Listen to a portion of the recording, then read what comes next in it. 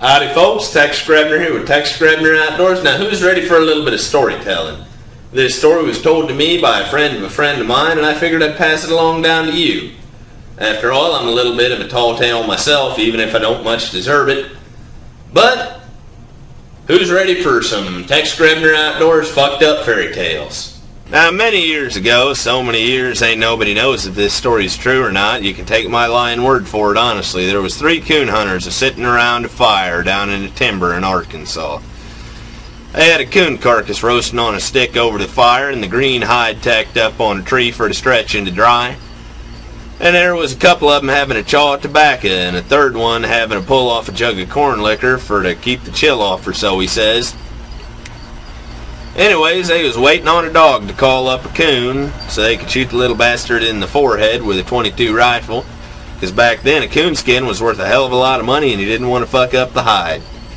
So anyways, these fellas was sitting around, and that coon carcass was about medium rare when they heard the damnedest noise that any of them had heard in their whole fucking life. They jumped up off their logs and went to looking for their weapons. And out of the bushes come the meanest, biggest man that any of them had ever seen, beard plumb to his belly button, riding a damn grizzly bear with a rattlesnake wrapped around his neck, and he was whooping on it with the tail. And he grabbed that bear by the nose and turned him down sideways, just like laying down a motorcycle. He jumped off the side of that bear, grabbed the coon carcass, chewed it up right off the spit, and ate it in one swallow. Then he burped up the bones one at a time.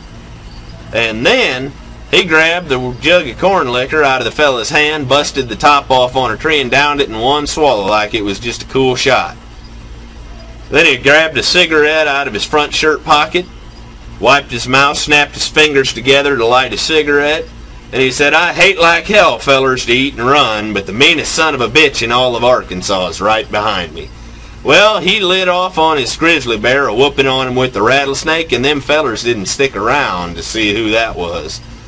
Well, guys, I hope you enjoyed the story. Maybe a few ladies out there liked it too, who knows.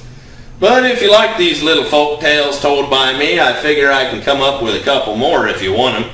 Anyhow, I hope you guys enjoyed watching. As always, God bless all my sportsmen of America. Join the NRA to protect our rights. Please check out my friends over at legallyconcealed.org.